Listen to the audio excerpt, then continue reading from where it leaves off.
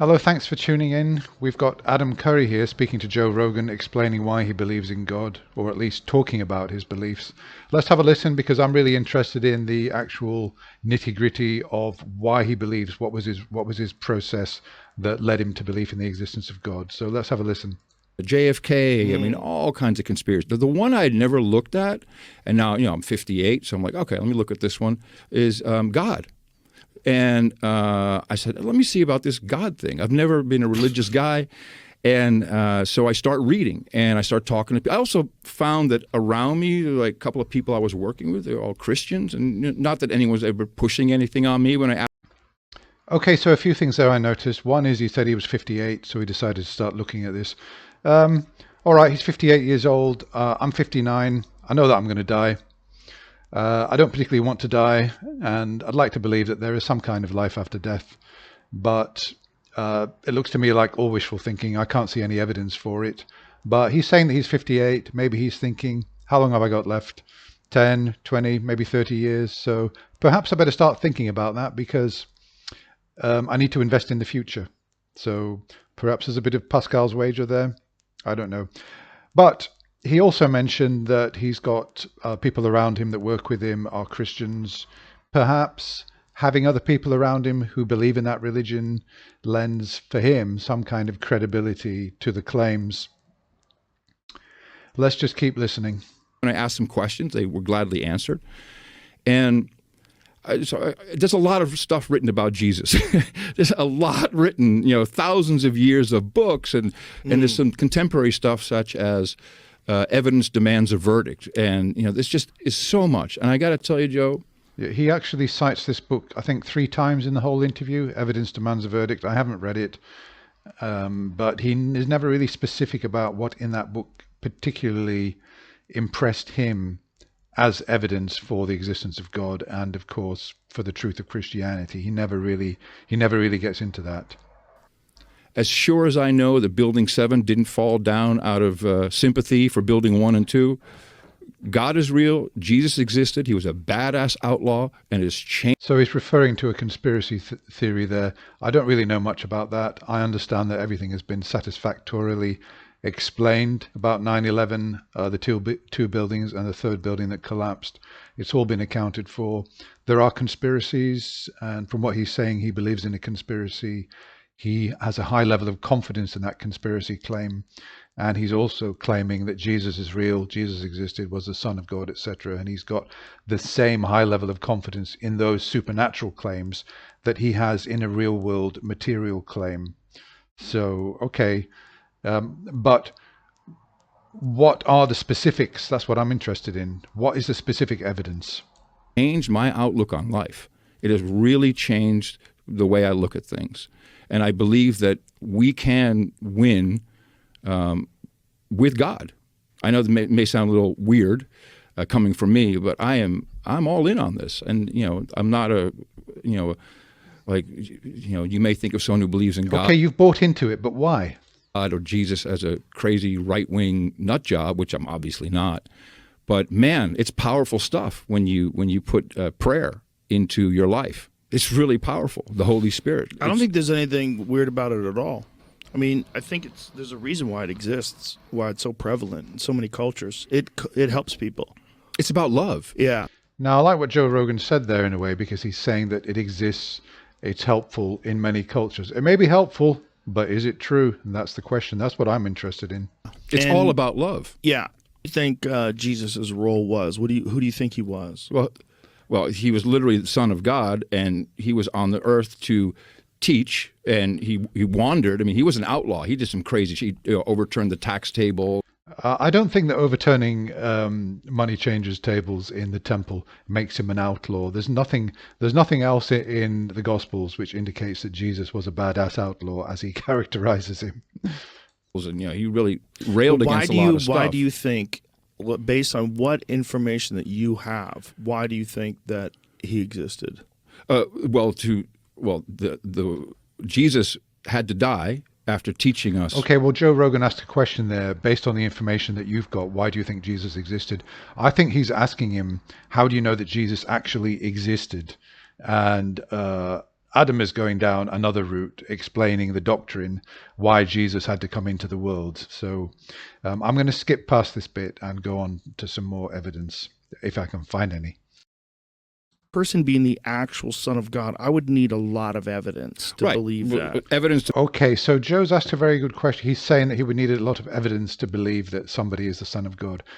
Well, first of all, I would need a lot of evidence to prove that, or to support the claim that a God exists before I could believe that this God actually had a son. So he's kind of jumping the gun a bit there.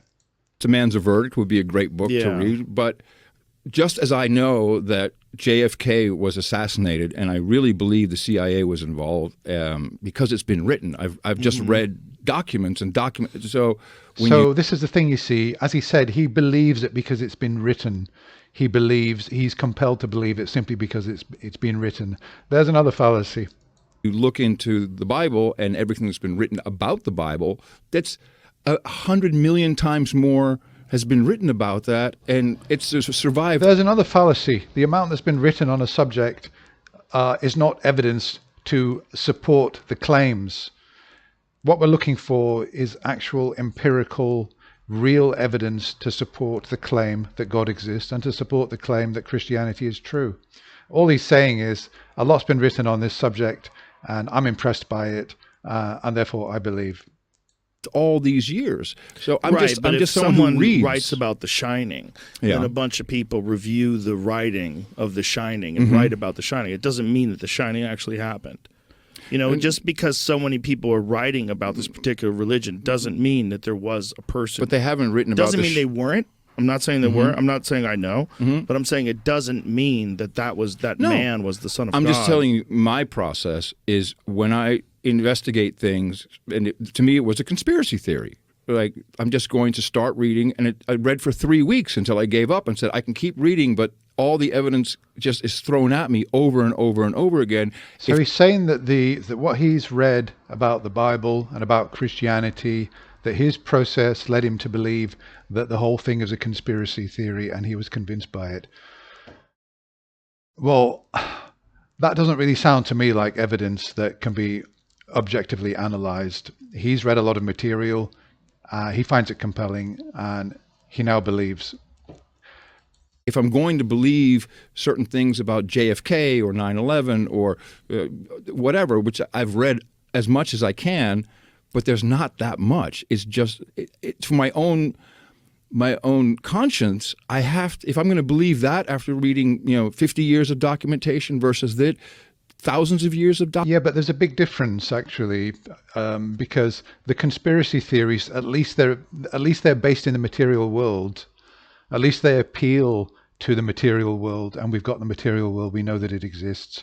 But religion is appealing to the supernatural, something which is outside, purportedly outside of the material world, outside of the world that manifests before us. And there's no evidence that such a place exists. So he's got more rational justification for accepting the conspiracy theories that he's reading about than he does about religion. But because there's been 10,000 times more written about religion, he's more inclined to believe that. Documentation. But it's thousands of years of documentation of a story. It's interesting that some people would rather not get there and rather be in a shitty, depressed state as long as they're not duped. Yeah, well, that's the thing, that we would rather only believe if something was demonstrable and be miserable as a result than accept a sweet lie. And I think that Joe Rogan's comment there is on point. Duped by life, of course, because your life sucks. But I know a lot of atheists that are super depressed. The idea is, yeah, he's kind of floundering a bit now. He's getting, you can see he's kind of blinking. He's getting a bit nervous. it's not that God fixes everything. The idea is if you can believe in it and can put yourself in a mindset. I'm just looking at a little abstract now. Yes. You put yourself in a. Okay, so now we're getting down to it, that you can take on board this religion if you can somehow believe it, maybe in a bit in the way that Pascal suggested, that if you could convince yourself that it's true, it would be a good bet. And in his case, he's claiming it changed his life, and if you could only believe it, a bit like Dumbo's lucky feather, if you could believe in this lucky feather, then you could fly on the basis of that. It would give you the confidence. So it's that it's useful. It's not necessarily that it's true. We're going to go straight to the end of the video now because he doesn't say anything more substantial, and see how it ends. Okay, we're near the end of the video, and we're going to just sort of play it out. And Joe Rogan is actually going to ask quite an interesting question. If he was really good at it and really successful in a time when people were not very sophisticated, he could probably pull it off. And then when he dies, everybody would say he was the Son of God. Sure. And we don't know. Yeah, in other words, he's saying that in those days, 2,000 years ago, people could be easily duped, and it was fresh then. But now, in today's world, we've got all the science. Why should we believe it? We've got ways of investigating, but we can't investigate an event that is supposed to have happened 2,000 years ago. So why should we believe it now? No. So how would you know that this guy who lived 2,000 plus years ago That's why. is actually the Son of God? That's why I call myself a believer. Because you just believe. Yeah. Yeah. And I've. Yeah. And Well, actually, that's honest. That's honest. He hasn't got evidence. He just believes it. It appeals to him. It's useful in his life. He hasn't really got evidence, and he just believes it. and I've seen what it has done for my own life. What does it do for your own life when you believe? Well, we see people from many religions all across the world, different religions, saying that it's improved their life, it's been useful to them. So clearly this is not a factor in whether a religion is true or not. It makes me a very happy person. Prayer does work, not if you're asking for stuff for yourself. Well, that's just a claim that prayer works. We've done, experiments have been done by Christian foundations, and they haven't found that prayer works. But I've experienced, it's not really just the miracles that I've experienced, but it really makes me happy. Good things have been happening. So you just find it effective. It works for you. Yeah, of course. And so you're just saying this has helped your life. Well, none of this is evidence. Confucius, the teachings of Confucius also work for people, but it doesn't make Confucius an actual god. It doesn't point to the supernatural or anything like that. Islam, Buddhism, Hinduism, there are believers that find those religions useful, but they could all be untrue as well. How can you possibly prove? You can never get to the end, of course not. Right. But you can never prove. You could prove that people believed it. Yeah, but how could you prove correct. that someone was actually the Son of God? No. Or are we all? Of course, we're all then, God. Of course, he we're was 100% God. So if he was one of us, he was the teacher. Then he was the Son of God because we're all children of I'm God. with that. I'm with that. Yeah. Maybe that's the answer. Yeah. Well, that's not really true with Christianity, because in Christianity, Jesus was divine. Jesus was a special one. He was God incarnate, the Son of God, etc., and was resurrected. So no, Joe Rogan's given him a bit of an easy way out there by saying, oh, we're all the children of God. We're just like Jesus. And he's gone along and said, well, yeah, okay, why not? Maybe it's a puzzle. Jesus. That's right. Help me, Jesus. Help. I sense some mockery there at the end, but no, I'm not convinced that Adam Curry has come to belief in the existence of God and Christianity for any good reason whatsoever. Okay, thank you very much for watching. Bye for now.